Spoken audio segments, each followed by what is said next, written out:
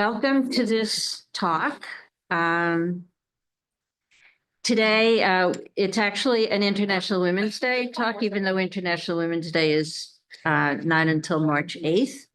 And just a brief history of International Women's Day. It was the only socialist women's holiday. It was established actually on August 26, 1910. And its chief goal was women's suffrage when it was established. It's had many different iterations, and like Mother's Day, which was a pacifist holiday when it started, both holidays now are mostly about candy and flowers. However, we try to expand the definition and take it back more to its original purpose.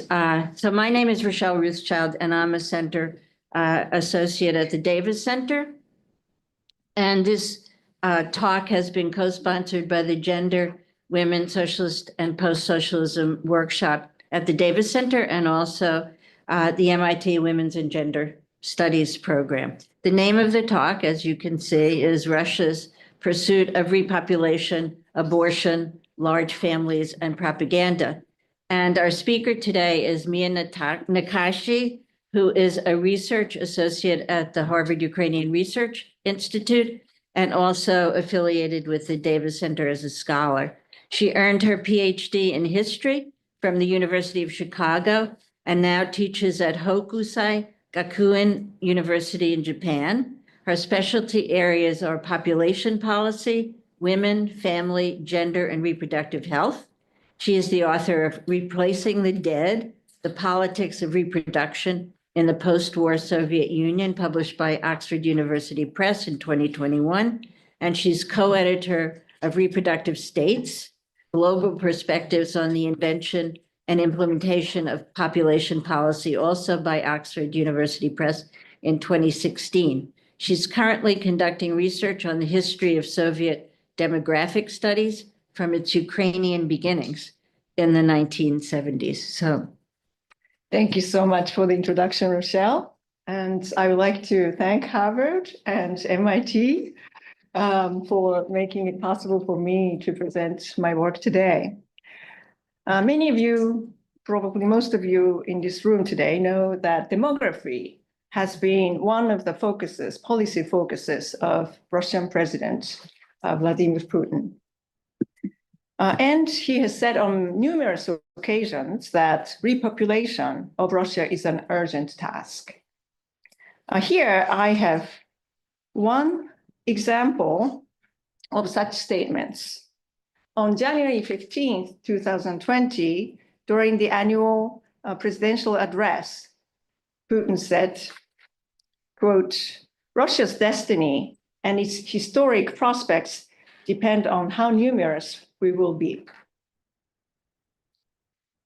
One of the ways Putin has been trying to realize this is to take over Ukraine and force the people of Ukraine to become Russians. And this process began back in 2014. Ukraine has been fighting against the aggressor for the last 11 years. Another way Putin tries to repopulate Russia is by introducing pronatalist policies toward Russian citizens, in particular women in Russia. This is the focus of today's talk. Putin's obsession with demography is not surprising when we look at the demographic situation that Russia was facing when Putin came into power in 2000. This graph shows total population of Russia between 1985 and 2000. In 1992, the highest population, Russia's population was 149 million. And when Putin was inaugurated in year 2000, it had decreased to 146.6 million, so fewer than 2.4 million. Let's look at another data. This graph shows total fertility rate in Russia. Total fertility rate is the average number of children a woman has in her entire reproductive life. And at the highest in 1987, it was 2.2. But since then, it has been declining. And in 1999, TFR reached the historic low of 1.157, so almost 1.2. This was the background in which Putin paid attention to demography and fertility in Russia. So his government began preparing for pronatalist policies right away. One of the first targets was abortion, and the second was small families.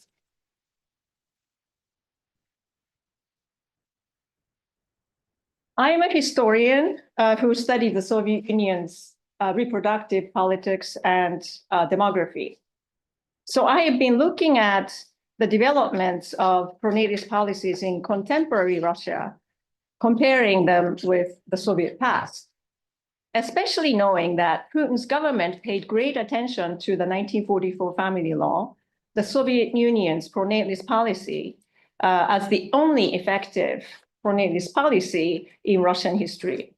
I learned this back in 2003 when I interviewed Olga Frolova, who was the head of the Department of Socio-Medical Analysis at the Russian Center for Obstetrics, Gynecology, and Perinatology, Russia's top research center for OBGYN. She told me that she briefed Putin's government about the past population policies. And in her presentation, she identified the post-war policy, the 1944 family law, as the only effective policy for increasing the birth rate in Russian history. Historical comparison can help us see the shifts, changes, as well as constants. Such information helps us understand what is happening today and what might happen in the future. What I've noticed was that Putin's pronatalist policy developed in 3 stages. First, he adopted 2 of the 4 types of Soviet pronatalist measures. Second, after his return to the 3rd term in 2012, he introduced the 3rd type of pronatalist measure. Then after the start of the full-scale war on Ukraine in 2022, all of these measures were developed more rapidly with some Soviet characteristics. In addition, I see a sign of the 4th Soviet measure being introduced. In order to present this analysis, first I'll explain the historical Soviet pronatalist measures. Then discuss the transformation of Putin's pronatalist measures in a comparative context. There are 2 legislations that are important when we think about the historical pronatalism. First is the 1936 family law, which was introduced by Joseph Stalin. And the second important legislation was the 1944 family law, introduced under Stalin in response to the terrible demographic losses during World War II. But the original idea for the law was proposed by Nikita Khrushchev. Therefore, this law received his support even after Stalin's death in 1953. Now I will discuss the 4 types of Soviet pronatalist measures briefly based on these legislations. So first, state-controlled abortion. Abortion became legal in Russia in 1920, but the 1936 family law criminalized abortion. Then in 1955, abortion was re-legalized. This did not mean the end of the pronatalist policy, the decision to re-legalize abortion was made based on two considerations. One was women's health, and this reason was made public. The second consideration was the recognition among Soviet experts of women's medicine of women's right to abortion. This was not made public, but only discussed among the experts.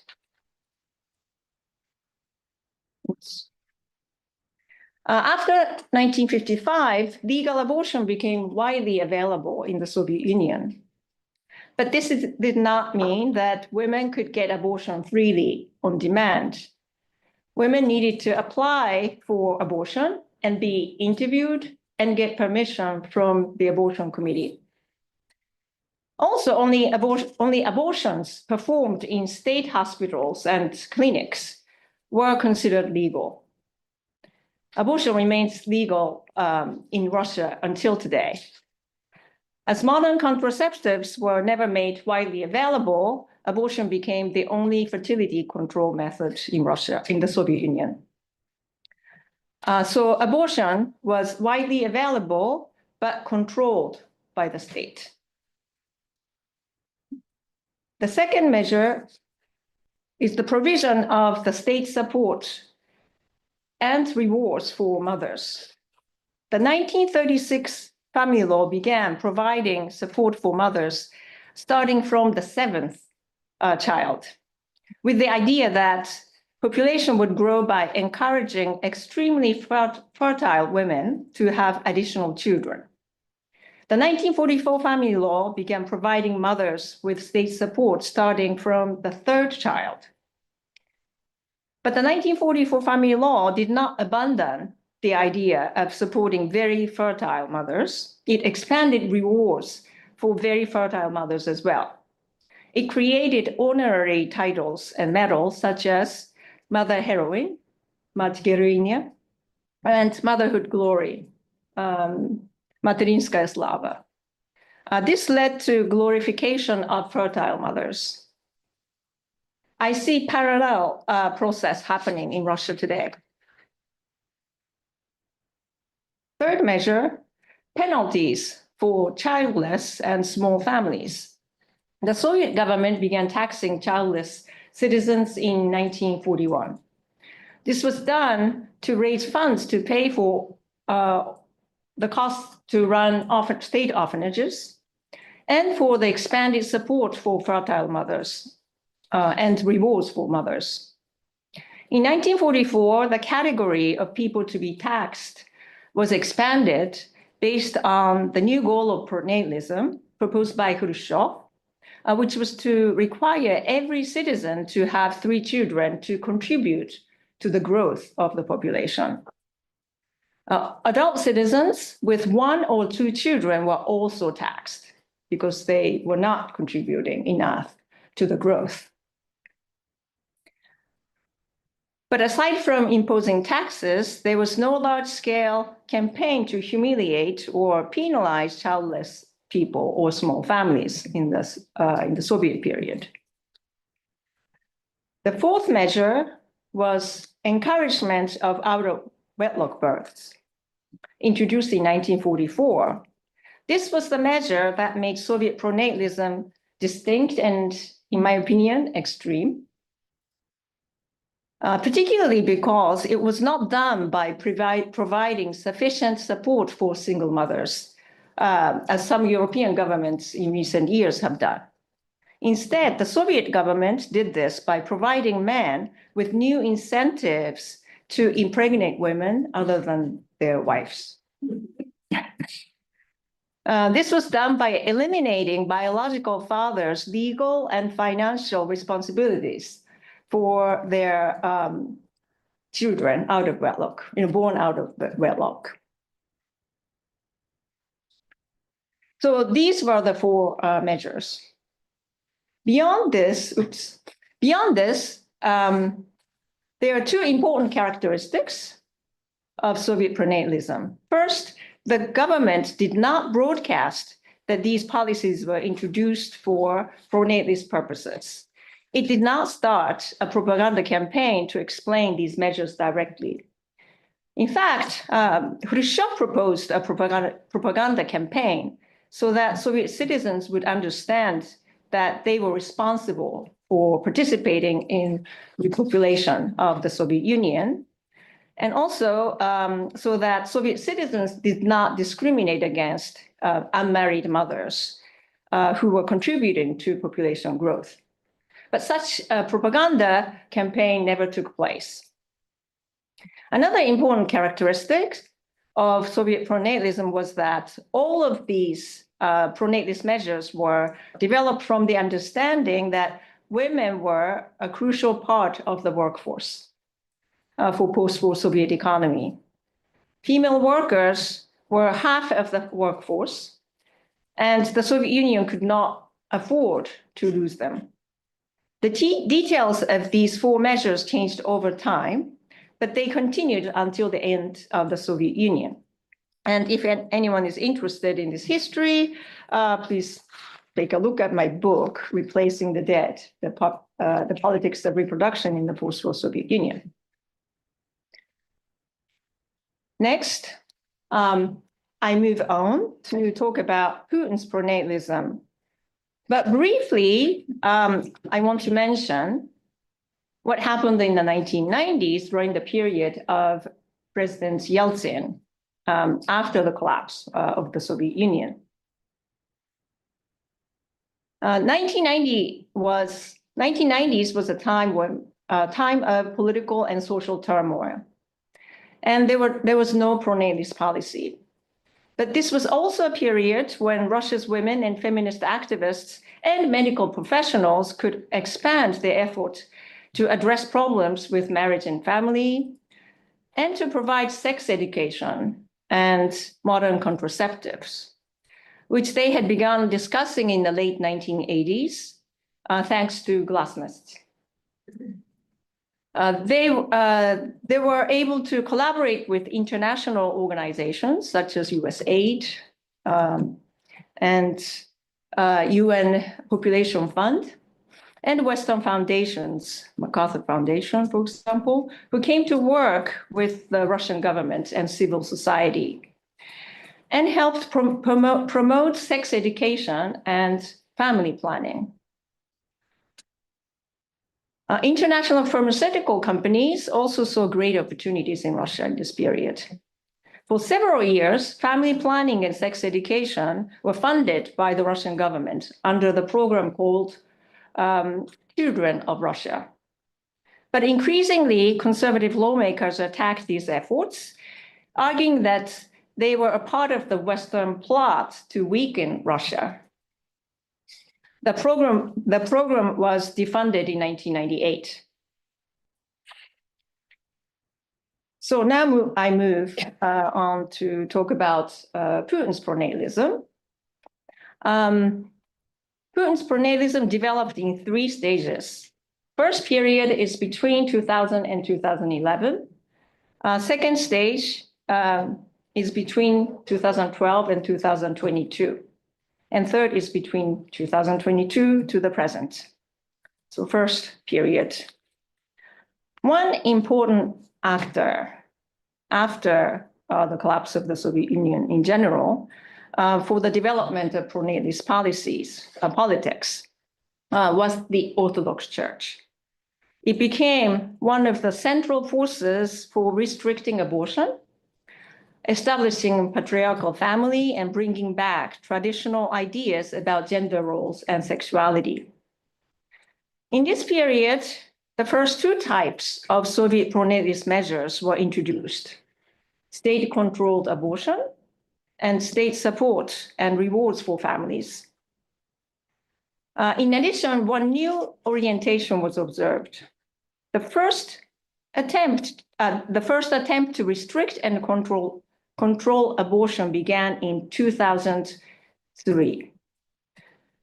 In this year, almost all criteria for legal abortion during the second trimester were eliminated.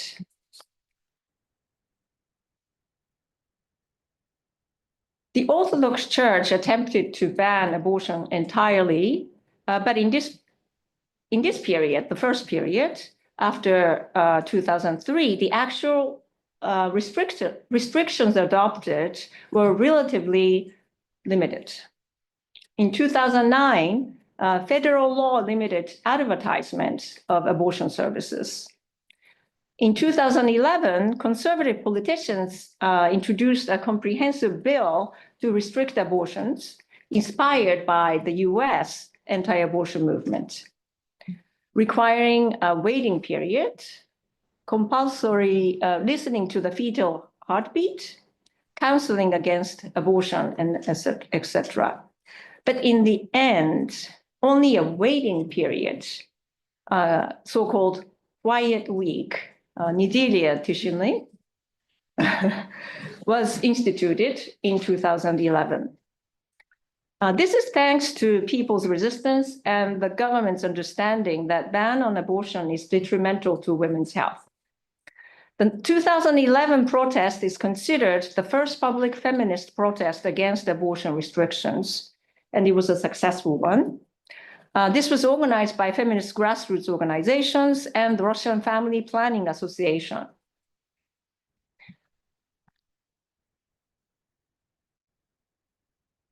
Next. So in this period, the second measure which was introduced was support and rewards for families.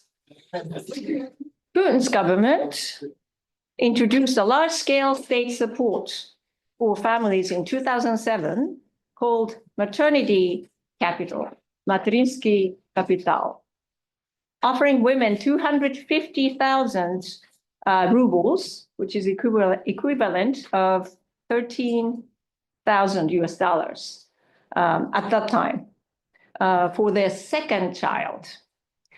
This program was developed in response to the 2002 census, which was the first census since the 1989 census in the Soviet time, which showed a great reduction, decline in the total population of Russia.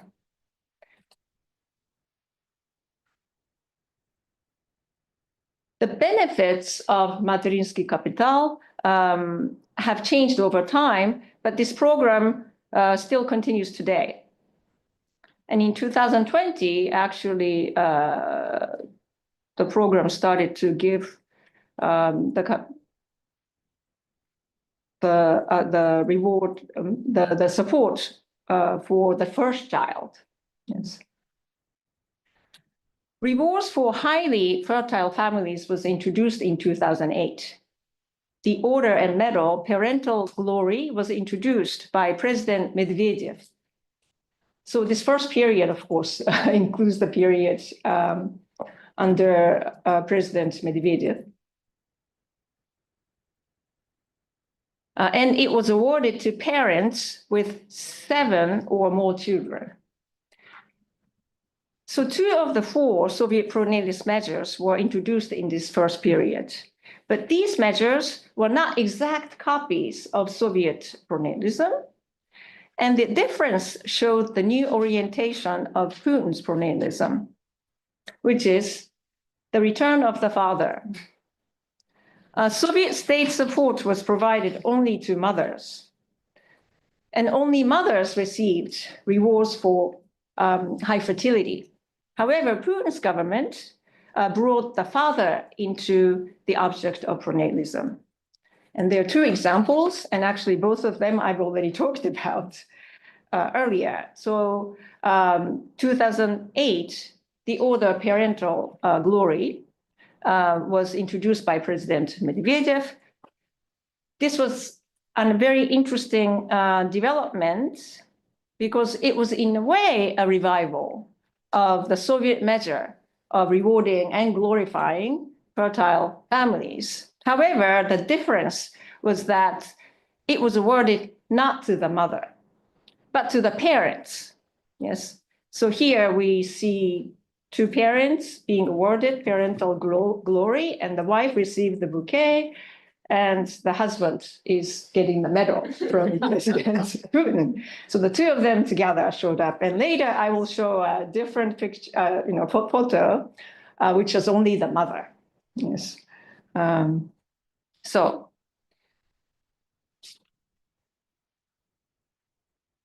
Okay. And another example is Materinsky Capital, so maternity capital. And the full name actually says maternity, in parentheses, family capital. Yes, Materinsky Семейный Capital is the full name. And I was struck by seeing this, added parentheses. And this was always very meaningful for me because the Soviet state support was never paid to the fathers, always to the mother. But Materinsky Capital, maternity capital, is actually awarded to fathers in certain cases. Yes. So the government definitely, paid attention to the role of the father here for different reasons. The return of the father is part of a larger effort to build patriarchal family in post-Soviet Russia. And also this is an effort to, the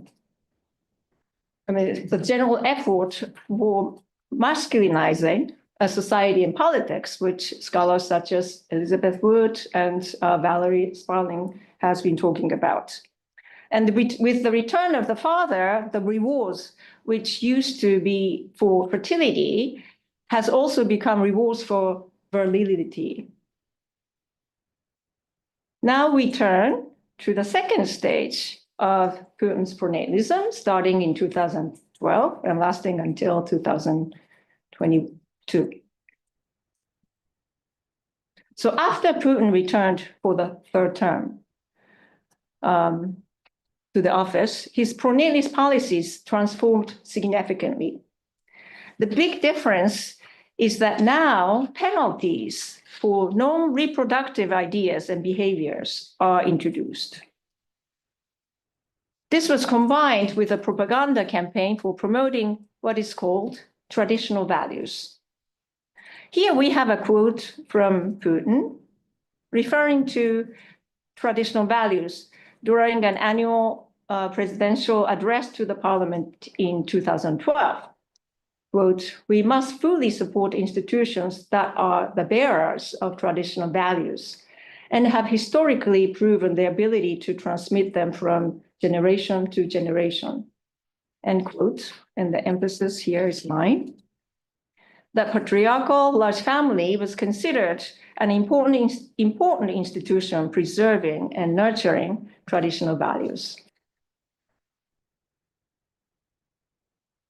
The government began introducing policies to penalize those who were perceived to be promoting values counter to what came to be considered traditions. The first example is the ban on the so-called gay propaganda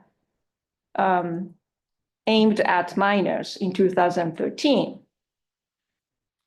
Individual violators paid 4,000 to between 4,000 and 5,000 rubles for the violation of this ban.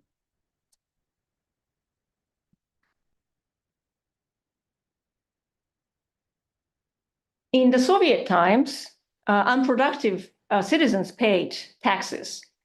Under Putin's Russia, people who had non-traditional sexual orientation and deemed unreproductive paid penalties and were socially stigmatized. The second example, this time, of a propaganda supporting traditional family values is the 2017 partial decriminalization of domestic violence.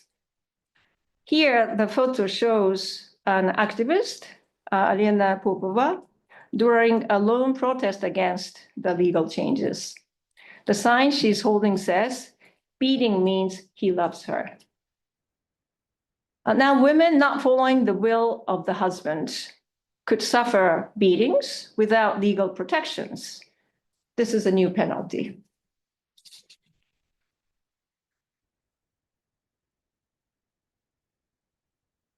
This was a part of a propaganda campaign for supporting patriarchal family, strengthening the authority of the father.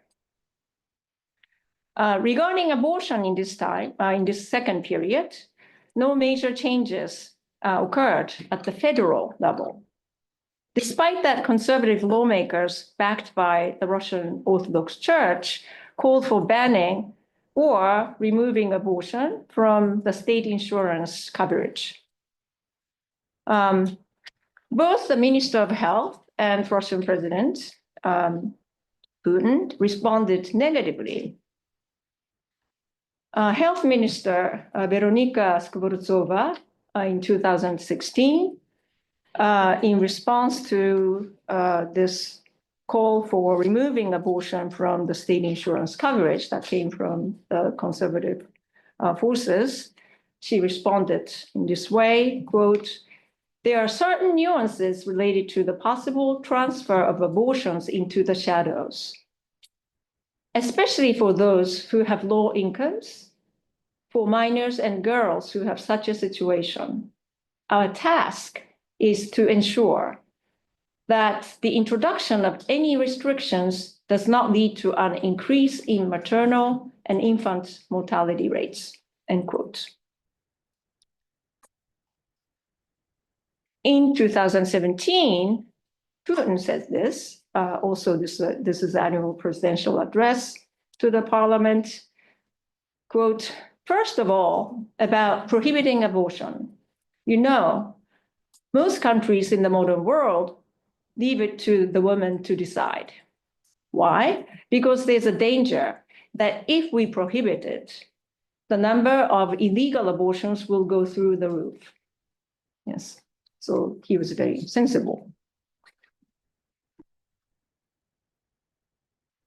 Now we look at the third period since 2022.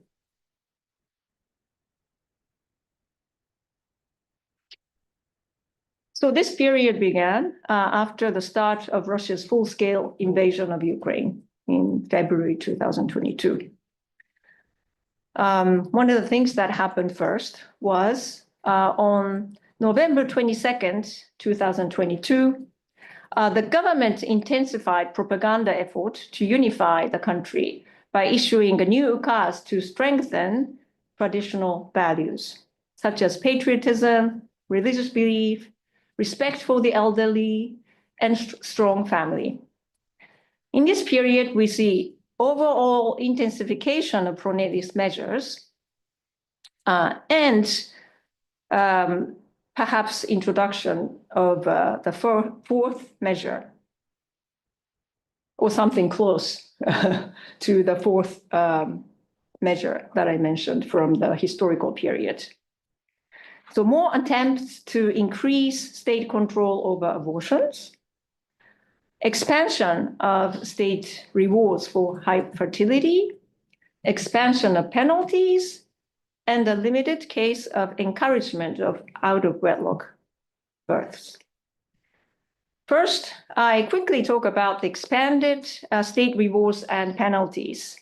Then I'll discuss the increasing state and regional control over abortions, and the case which could be interpreted as a kind of encouragement of out-of-wedlock births.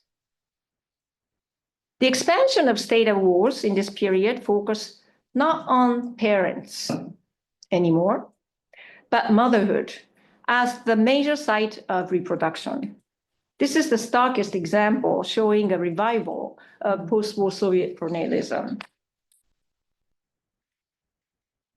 In August 2022, Putin, so it's half a year after the full-scale war began, President Putin revived the title and the medal, Mother Heroine, Mother Heroine,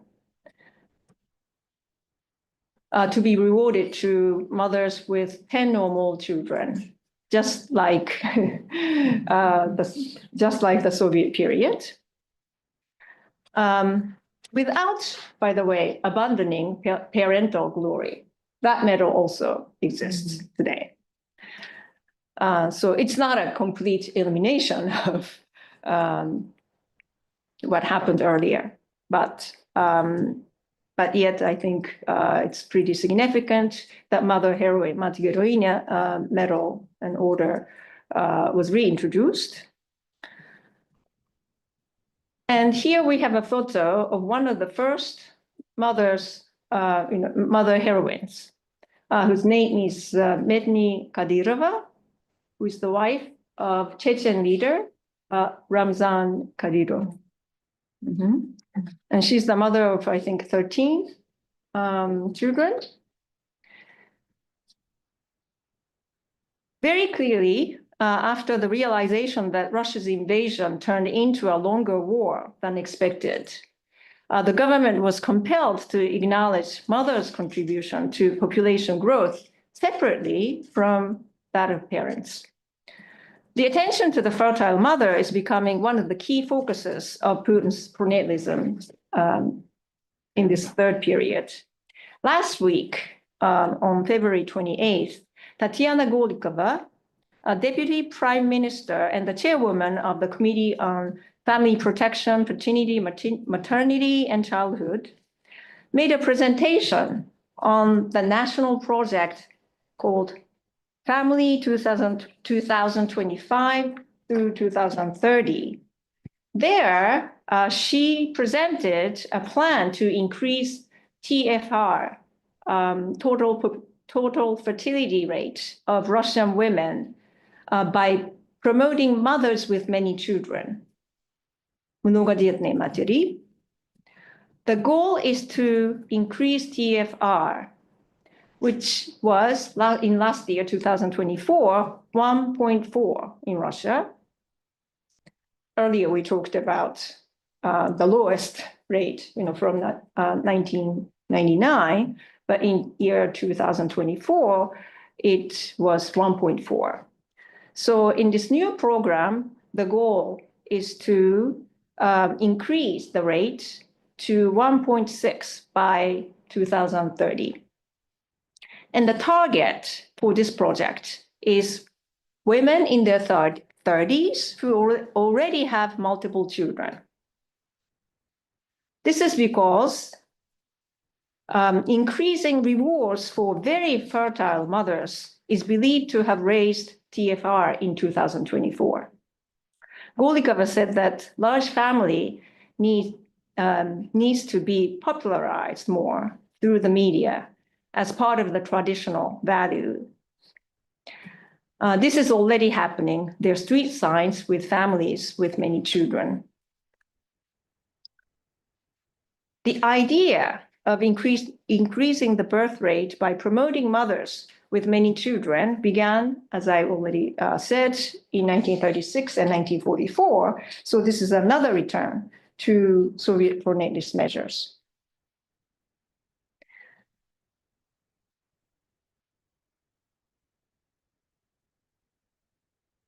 Okay, so next I'm going to talk about another measure that is expanding and intensifying in this period, and that is penalties for non-traditional and non-reproductive values and behaviors.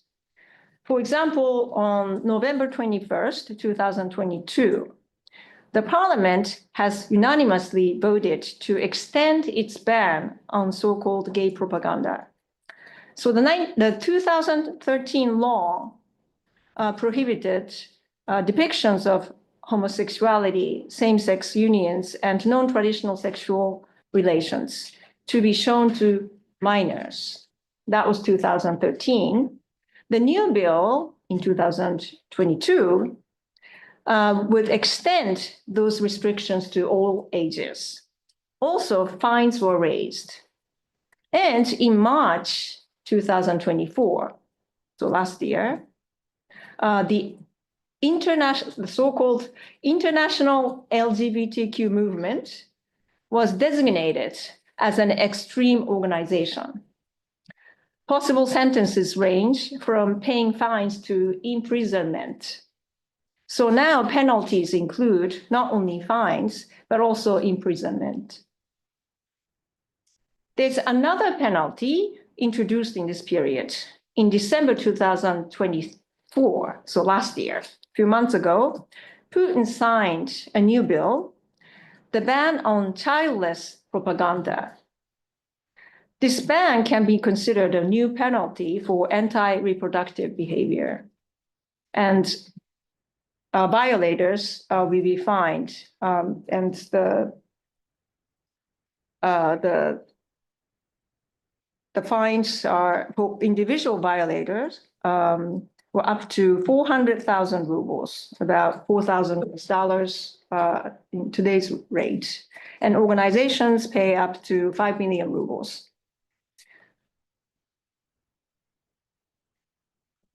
Okay, so these are the measures intensifying since 2022. There's one type of Soviet measure that has not been fully adopted, to my knowledge. That is encouraging out-of-wedlock children. And I don't think it's quite happening in Russia, and I'm not really sure if it will really, happen in, fully and in the future. But there's a very interesting development recently.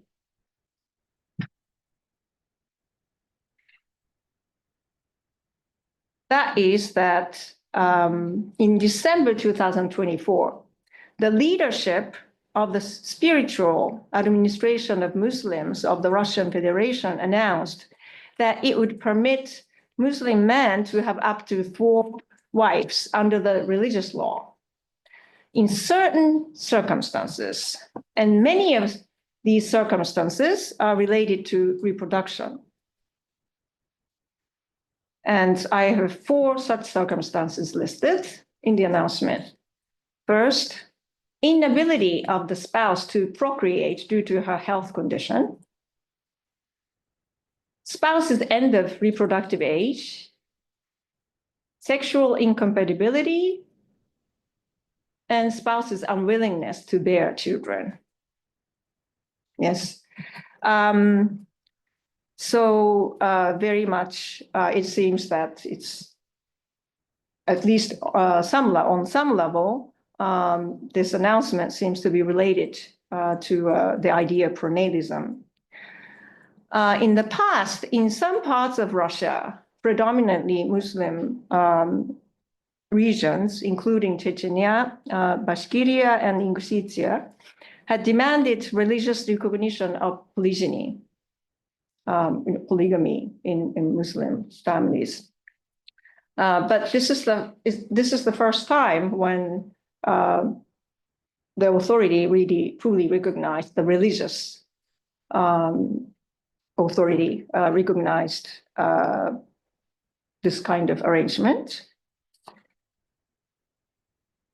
and I suspect that I don't really think that this is really the same thing as encouraging out-of-wedlock children in the way the Soviet government did. And however, I do think that this is a very interesting development. And there are a couple of reasons that reasons that I think that this wouldn't really develop into anything bigger. First is that such a measure would directly contradict with this promotion of traditional values. And the second reason is that out-of-wedlock birth is already pretty common in Russia. And today, about 1/4 of all births are out of wedlock. So there's probably no need to really, promote out-of-wedlock births. But of course, Muslim communities is kind of an exception of that. Out-of-wedlock birth is less common. So perhaps, that's one of the reasons that this community is targeted. And also, these are the communities that have been supplying soldiers in this war. A lot of people, reportedly being killed, coming from these regions. So we may understand this as some kind of, arrangement as well. To make sure that they can repopulate themselves as well.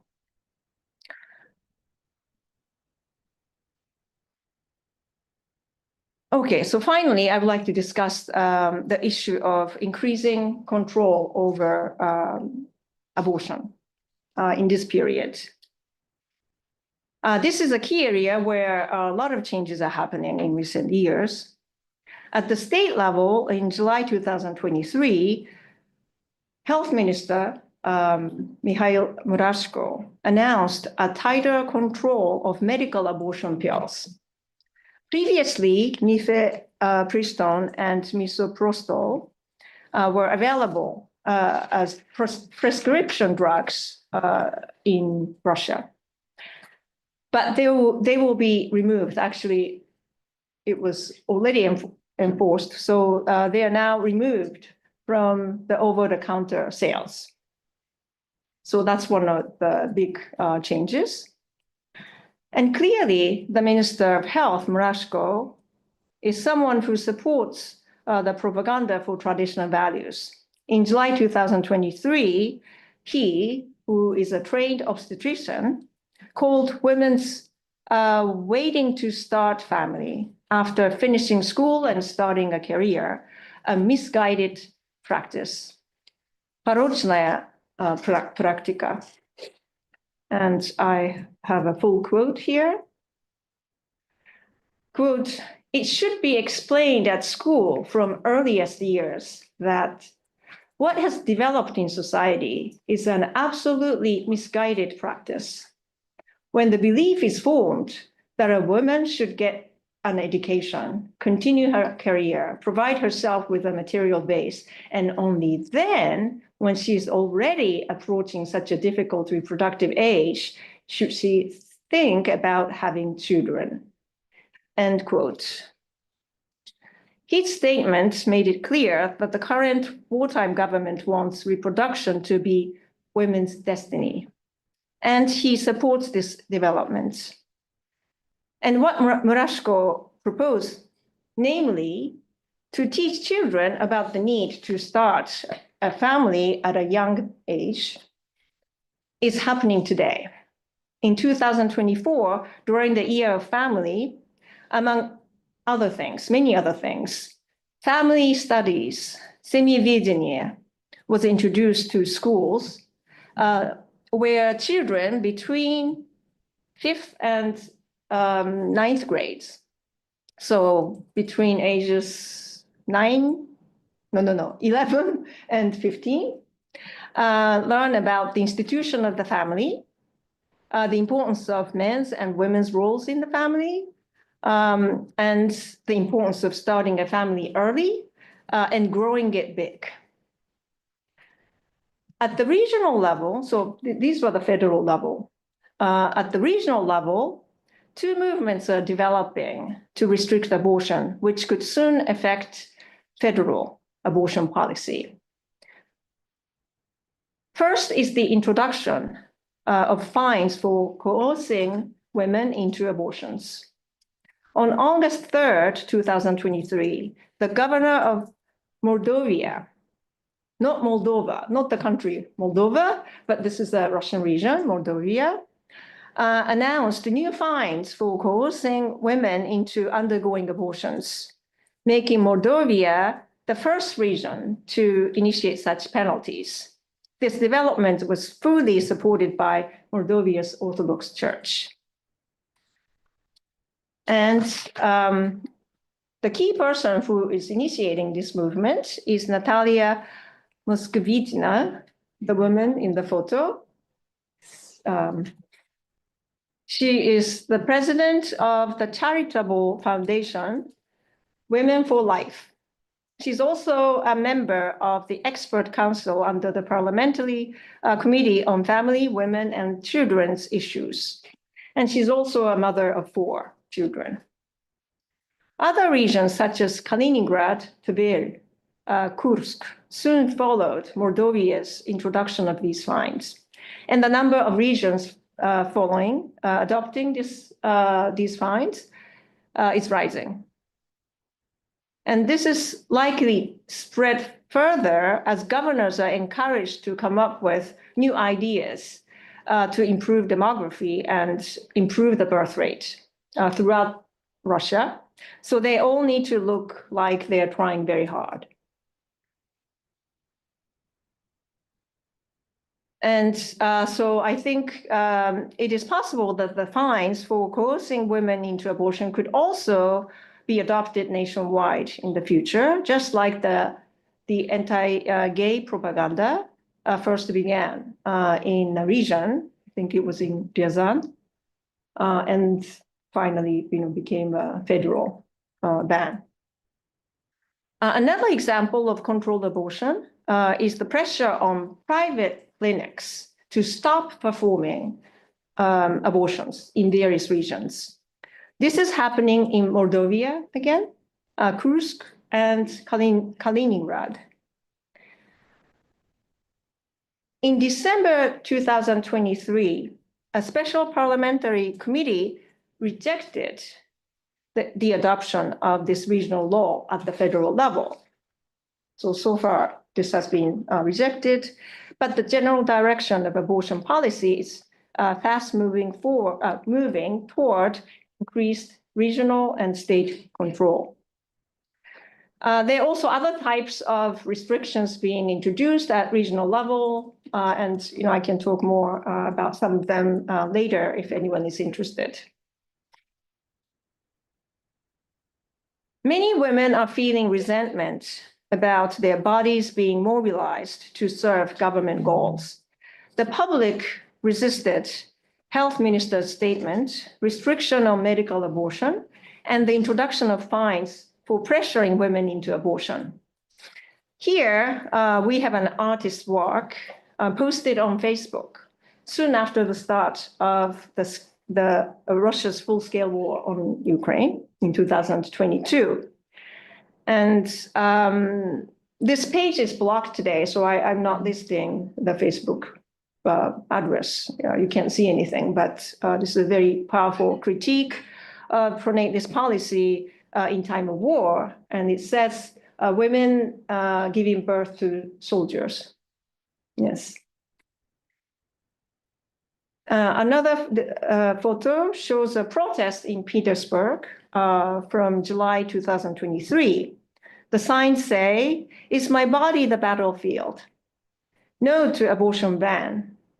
Yes to sex education." And there have been feminist groups organizing protests in various parts of Russia, but they're rather small scale, but there have been protests around Russia. A survey on the restriction of abortion pills showed that 50% of the respondents were against such restriction and 35% supported the restriction. The majority of Russian experts of women's medicine in general continue to oppose major ban or restrictions on abortions. But in time of war, under an extreme authoritarian rule, it is difficult to see large-scale resistance. Overall, these measures introduced since 2022 made Putin's pronatalist policies closer to Soviet pronatalist measures. Greater control of abortion, not only by the state, but also by regions. Increased rewards for fertile mothers, and a little bit of shift away from the fathers, expanding penalties, and a limited form of encouragement to have out-of-wedlock births. Now, the key difference from the Soviet times is that the current government is promoting the idea that reproduction is women's destiny. But this doesn't mean that women were not a crucial part of the workforce in Russia. About 50% of the Russian workforce today is female. If a significant percentage of them leave the workforce, Russian economy will suffer. So in conclusion, after the full-scale war on Ukraine, the environment for pronatalist policies have greatly changed. Because of the prolonging war, demographic issues became even more important than in the previous period.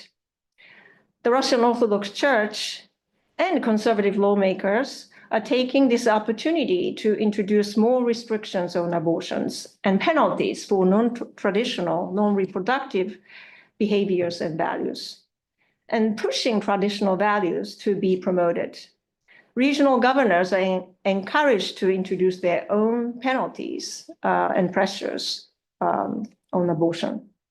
In this environment, we see more Soviet pronatalist measures being revived. I don't think there will be a total ban on abortion, but the state control over abortion has been advancing, and this could continue with the initiatives from the regions. Thank you for your attention.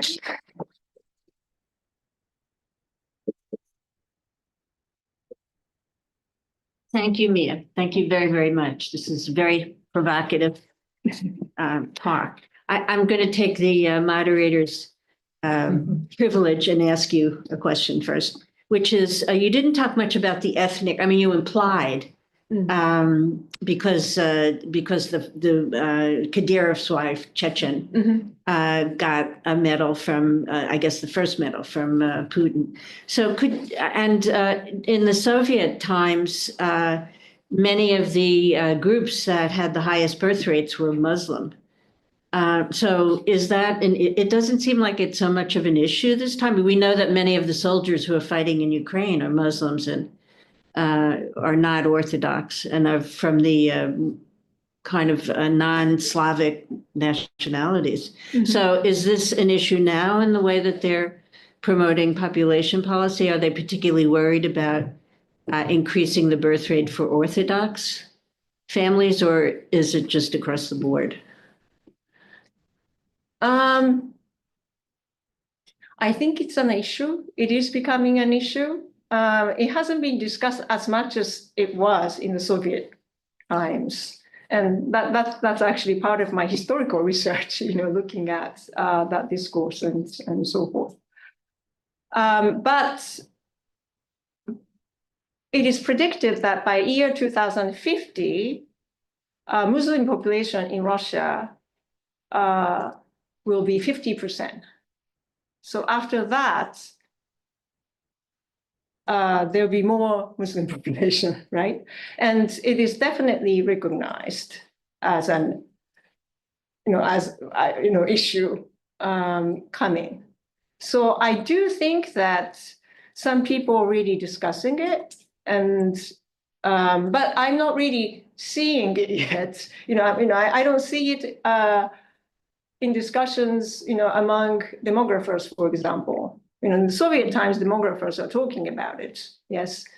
But I don't really see demographers talking about it this time. But I can't really imagine that nobody is worried.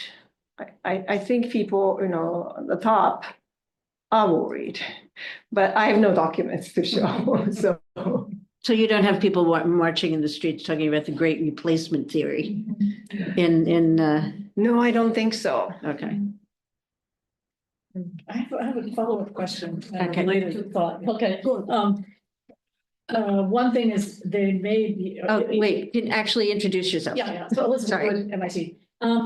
You may have given the answer yourself when you said that the Muslim rates of death and wounding in Ukraine may be so high that it's going to all balance itself out. That's one thought. But the other thought that's really interesting to me is that Putin was not only allowing, but actually attending Muslim second and third marriages in Kadyrov's family before 2022.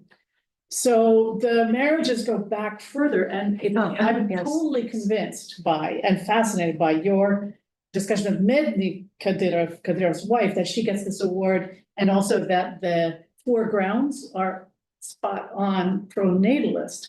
But I wonder whether initially Kadyrov himself, Ramzan, was creating a fiefdom within Russia. I was fascinated by this weird possible conflict of laws. It doesn't have to do with demography, but if Russia has official law that is one what do you call it? You can only marry one person at a time. Yeah. There's a term for it, but whatever it is, my brain isn't working. Monogamy, monogamy. Monogamy, thank you. If monogamy is legal, then it was fascinating to me, starting in maybe 2017, 2018, I'm guessing, that we started seeing examples, not just of polygamy, but of Putin attending those weddings and congratulating people on those weddings. So it's possible that initially the mnogożeństwo, polygamy, was really a gift to Ramzan Kadyrov, that he could run Chechnya however he wanted. But then possibly by 2024, they realized, oh, okay, we will make this legal and we will, because they have to square those laws eventually. So anyway, I'm just curious whether you had looked at that earlier marriages. But I'll have to see if I have any examples. Oh, yeah. I mean, this as a practice has been happening already. In Chechnya, of course, and other parts of Muslim communities, but there had never been, federal sort of, authorities, speaking to it and accepting it. And already in 2000s, I think, Kadyrov in particular talked about this apparently, and at least within, Chechnya, it was accepted, and he was practicing himself. So this is just the official recognition, it seems. But when it comes to the question of family codex, family law today in the Russian Federation, it's still illegal. Yeah, to marry, multiple times, without divorcing. So they still haven't figured out exactly, how to deal with it. But that seems to be a common phenomenon in some of the Central Asian countries as well. And I'm not an expert on it, and maybe next time we will know better exactly how this looks like in Central Asian countries. But my understanding is that also, I think in Kazakhstan also this is practiced, this polygyny as well. But maybe civil codes. For here. I haven't heard of it. But I also read that, very interestingly, I mean, I don't know why, Turkmenistan doesn't recognize. And it's not very clear to me exactly why. It doesn't recognize this December 2024 Imam's decree? No, Turkmenistan doesn't recognize even by religious law to have up to 4 wives. Yes. Any more than one, or do they just, it's monogamy? Yeah, exactly. Yeah. So officially probably not, but it is practiced. Yeah, exactly. No, I don't think it's. I think under religious law, it's acceptable, but it's not acceptable under law. Yeah, exactly. So I'm talking about the religious authority accepting this practice under the religious law. Yes, but the civil, family codex is very clear. It is not acceptable. It's not legal. I mean, it's not. Yeah, exactly. It's not legal. It's acceptable, but it's not legal. Right. But then it cannot be that way, because are the children then bastards or not? Like, it has to intersect, right? Like, if religiously they say, okay, it means that paternity is recognized. So according to Islamic law, yes, the child belongs to that father. Yes. Yes. But if the civil law doesn't recognize it, and assuming that there's no legal pluralism, so basically the civil law overrides, right? There wasn't, but there may be developing pluralism. Or in Kazakhstan or Turkmenistan, like assuming that secular law is. Yeah, secular law, yes, doesn't recognize. Yes, but paternity can be recognized if the father is willing. I mean, I don't know about Central Asian laws, but in Russia today, unlike the post-war Soviet Union, fathers can register their names. Out of wedlock babies. Yeah, if they themselves recognize paternity, yes, they can be legal fathers. But children would be considered still out of wedlock. The same in Kazakhstan. Yeah, so it's probably similar. It's I probably, never heard that, according to religious law, you imam codes, and you can have as many babies. I never heard this official discourse from the imam in Kazakhstan. it seems to have been recognized earlier, much earlier, I think. So babies unlimited, but wives. only Yeah, wives. four. Yeah, four seems to be a Four, key number. That's what's in the Quran. Not the four. So please introduce yourselves when you. I skipped introducing myself. I'm Lerna Ekmekçioğlu. I'm the director of the Women's and Gender Studies program at MIT. And My name is Gunnar. I'm from Kazakhstan, visiting school at the PhD. and you? And I'm David Wolf from Ohio University. More questions? Yes. I'm Emma Friedlander. I'm a PhD student in history here at Harvard. And thank you so much for your talk. It's really, amazing to see the parallels, but also kind of the differences in kind of how the moral, ideological world of both of those different projects inform how this happens. My question is like how conscious this parallel is. So like in the way that these different family laws and childhood laws are being, and policies and ideologies are being enacted in Russia right now that has such a stark parallel to the post-war period. Like, do you have a sense of how intentional or conscious that is? I mean, when you see like the Mother Heroine medal, that seems pretty obvious to be like to be a reference to that, and obviously also like World War II memory and patriotism and how that is specifically being applied in the war against Ukraine and with like the fascist rhetoric and things like that. So I'm curious if you've noticed like this ever kind of specifically evoking World War II or the post-war in its policies, or does it seem to be more of a kind of a coincidence of just like wartime naval policies? Yeah, thank you.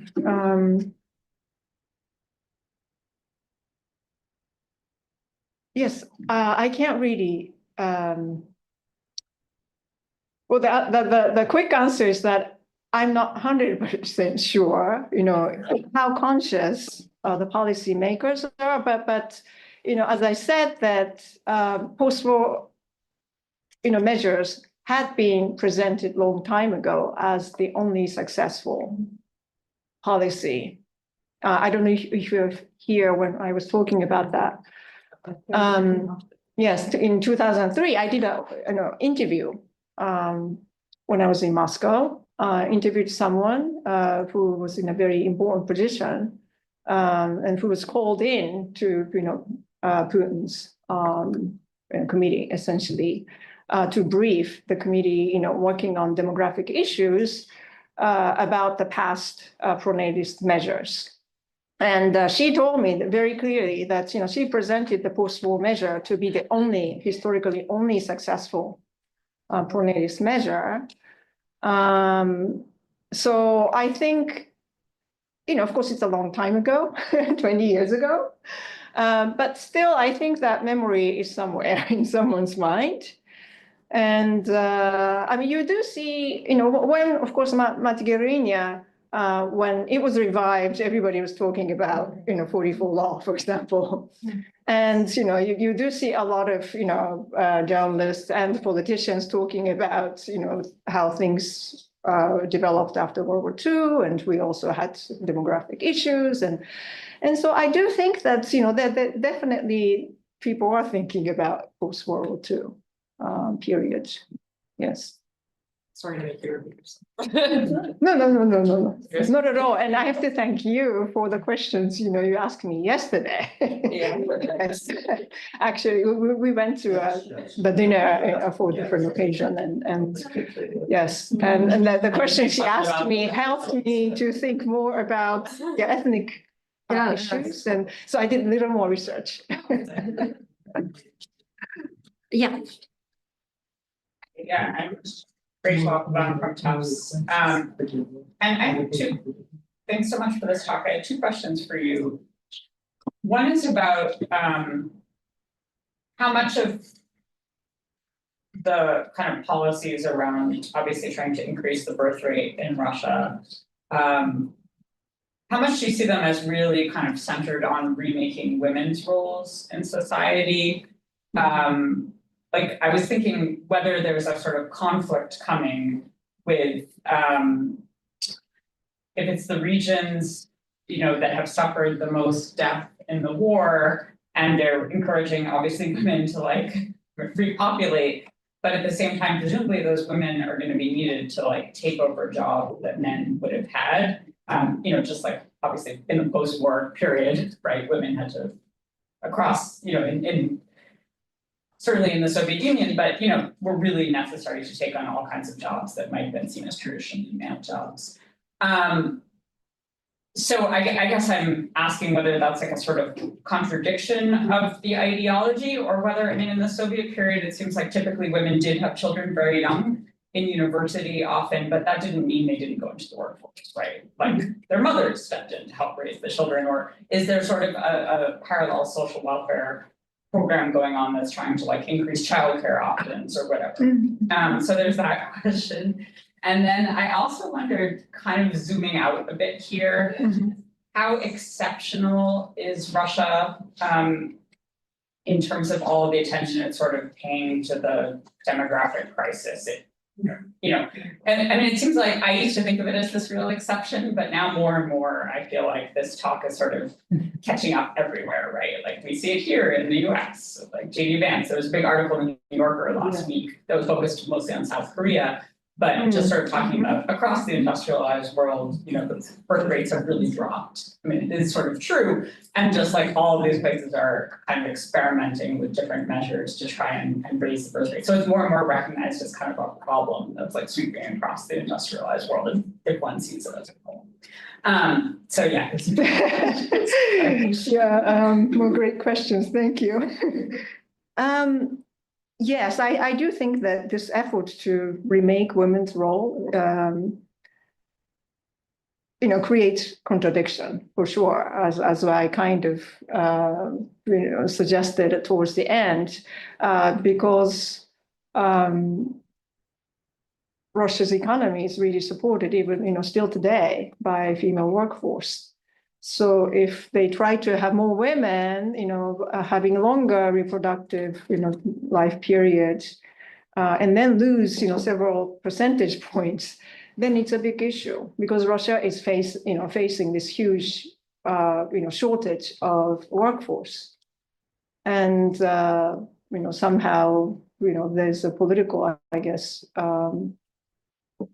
effort not to increase the number of migrants, or migrants are not really choosing Russia anymore. And so definitely, this issue is linked to migration issues as well. So yes, there's a contradiction for sure. So what is the government doing? So they are introducing all sorts of measures, nearly everything, including they say they want to increase childcare for sure, and they are going to set up, what was the name? Some childcare, new kind of space for childcare, especially for fertile women. They want to set up. And so forth. So yes, the government is setting aside some budget to expand, but Soviet Union did that too. So how effective that would be, that's something that we would have to see. And your question about how exceptional Russia is, on some level, Russia is not an exception. Most of all of the industrialized world is now seeing declining fertility. And however, even among those countries, there are countries that are doing a little better than others. And like places like France and Northern European countries are doing a little better. And you just mentioned South Korea, which is at the bottom of the world. Last year TFR in Korea was, I think, 0.75, and that was an increase for the first time in the last 9 years by 0.01% or something like that, and they're very excited about it. Yes, so in that sense, it's not an exception. However, what I think is very exceptional is that among the industrialist nations, this real attempt to introduce traditional values and patriarchal family.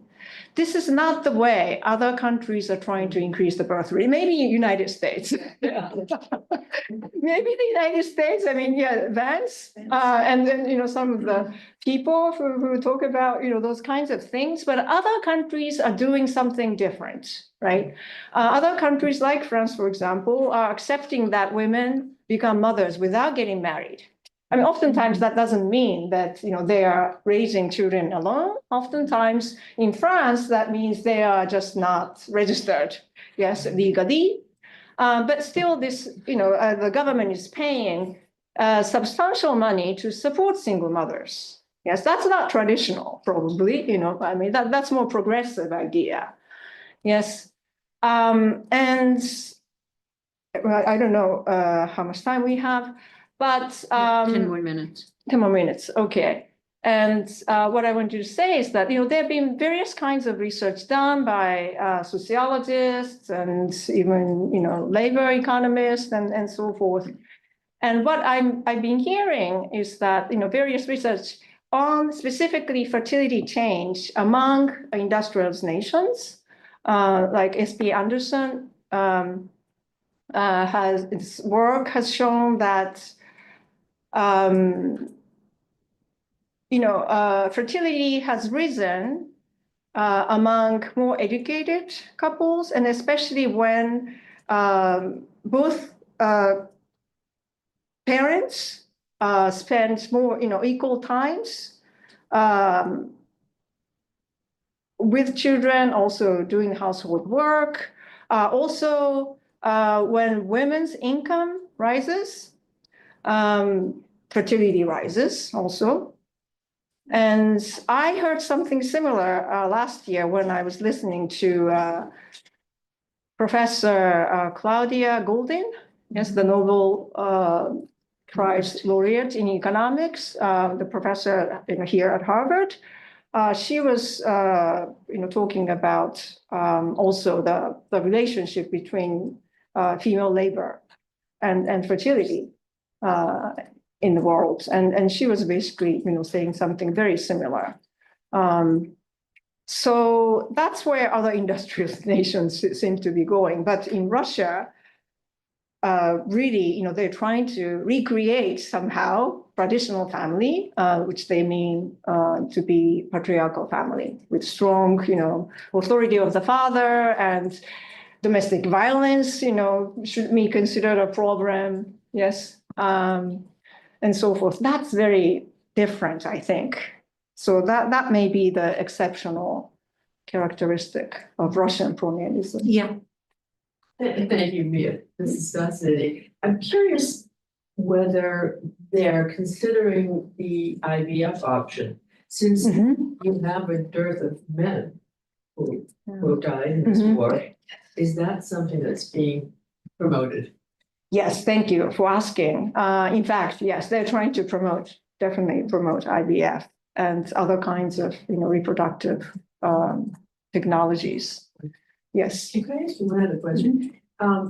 Maybe following on what you were just talking about, we see that the motivation for women not to be married, not to have children, particularly in Korea, I was just talking to an official in Korea, and certainly here is the thought that A, it's too expensive, B, there are so many downsides to being married, it's a scary time to raise children, all these kinds of things. I'm wondering, in Russia now, are there enough women, like-minded women like these, or are the women who are left by and large those women who have more traditional values and are more susceptible to the demand to have traditional values imposed on the family?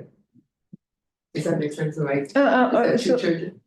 So are there more women In other words, the women who are left in Russia, Mhm. given the huge exodus of the liberals, That's. the academics, or Uh-huh, whatever, uh-huh. are they more likely to be amenable to these traditional values that are being imposed? Thank And is you. it just maybe just a dearth of men that there happen to be unmarried? Oh, that's a very curious question. I think most of the women in Russia, it's really not about traditional values or, any kind of ideology or values or orientations. It's really about poverty. And it's more economic, financial issues. And very clear, very clearly, statistics show that families with children, especially, families with more than one child,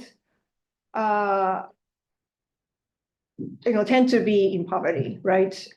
So the level of poverty increases, depending on the number of children you have. So, families with many children, most of them are in poverty, like one third of them. And, one of the things Putin said, I think last month, was that, well, we have to reduce poverty among large families. So it's more economic, financial issue than ideology for women. Yes, and one more thing I want to mention is that women in Russia may not be, on average, very fertile, or may not be, reproducing, large families. But that doesn't mean that they are more inclined to live life without children. Actually, the percentage of women remaining childless in Russia has been the lowest, inside Europe.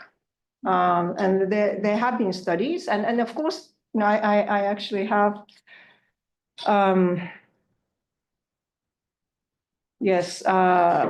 data here, which is probably hard to see, but this is a graph that's produced by a demographer, Thomas Sobotka, who studied childlessness inside Europe.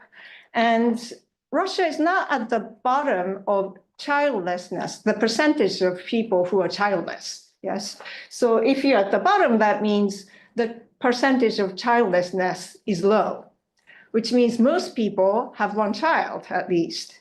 And Russia has been, and not only Russia, but Eastern and Southeast in this category, in Europe, childlessness has been low, much lower than other parts of Europe. And Russia is one of the bottom countries, although this regional graph doesn't show Russia individually, but Russia is, I think, second or third lowest. Lowest is Bulgaria for some reason, and I don't know why. And this data is, of course, a little bit, outdated, perhaps, but the tendency hasn't changed. So Russian women still want to, become the mother, and at younger age than on average than any other parts of Europe. But the thing is that they don't, consider having second or third, most women. And that's what the government is concerned about. How can we have, young women to have second and third and fourth? Yes. Yes. Sorry, please go ahead. Yeah, please identify yourself. Yes, for sure. My name is Nisu. I'm a senior at MIT in the Urban Planning Department. And thank you so much for this talk. I think it was very, very informative for me, especially because I don't know too much about post-abortion policies in Russia. I have two questions. You can go for either one of them. I'm curious about the kinds of contradictions that might have cropped up, wherein the Soviet Union was the first country to legalize abortion, but also had such a strong pronatalist movement right afterwards. And if that was something that was discussed by experts at the time at all? And then also, I'm curious about this protest that you mentioned, and what was the inspiration behind it, and what were the effects? I know that you said that it was a successful protest, but in terms of the longer lasting movement, I'm curious about kind of everything about that really. So I'd love to hear more about it. Thank you so much. So yes, another contradiction, right? So Soviet Union legalized abortion. Russia became the first country in the world to legalize abortion in 1920. But soon afterwards, as it introduced pronatalist policy. They did talk about it at various points in time. I mean, back in 1920, Russia still had very high fertility rate, especially comparing with other European countries, very, very high fertility. So they were not really thinking, they were not worrying about low fertility rate. And actually, there was the belief among socialists, communists, that under communism, the birth rate is going to naturally rise because workers will be so happy and there will be no obstacle, no financial worries, and there'll be lots of childcare facilities. So workers can just reproduce. And if parents cannot, take care of them, then they're orphanages. And so people are not worried about seeing declining birth rates when it was first legalized. But then they started seeing, other, phenomenon happening once the industrialization happens, right? And then they had to struggle with the reality and ideology. And it took them decades to really resolve this gap, between the reality. How do we understand the fact that women are not reproducing? Are they not happy enough? And so this is actually one of the things I'm doing research on right now. How this coming to terms with the gap between ideology and reality happened in the 1970s. So it took them decades. Yes, so amazing question you're asking, and so I don't have full answer yet, but maybe in a couple of years I will. You'll come back for talk number 2. Or 3 or 4. All right. That'd be good. So you had a question? Do we have time? Yeah. Okay. So I like your analysis, the four categories and the 3 periods. The periods seem to be pretty closely linked to very specific events in Putin's presidency, key events, real power events. And I was wondering, in evaluating Putin, where we would place his decision to divorce his wife in 2014 on television, right? So you remember it was during an intermission of a ballet, I forget which ballet, right? That he announced to the television cameras that just happened to be there that, oh yeah, I'm divorcing my wife of 30 years. Should we put the emphasis, thinking about the traditional values campaign that he's just putting into effect and the year before in 2013, should we put the emphasis on his being a hypocrite for divorcing his wife after emphasizing family values? Or should we put the emphasis on his being cynical? Orthodoxy doesn't say you can't divorce, right? No. Russian Orthodoxy, it's fine to divorce, I think, right? It's not really family values. Well, yeah, but let me answer. But I think in terms of Russian Orthodoxy, divorce is not a sin the way it is in Catholicism. Right. But maybe then we could also see him as Mm. leading from the top by already moving forward with more reproduction and, getting rid of the old. Like, that's the Right. next one. Right, But right. he then produces out of wedlock children. So it's kind of moving on to measure number 4. So with the emphasis on hypocrite or cynical, I'm not quite sure. I think that's another contradiction. That we are seeing, because under the traditional values campaign, one of the things that children are taught is I don't know exactly how they teach it, how to preserve good relationship with your partner.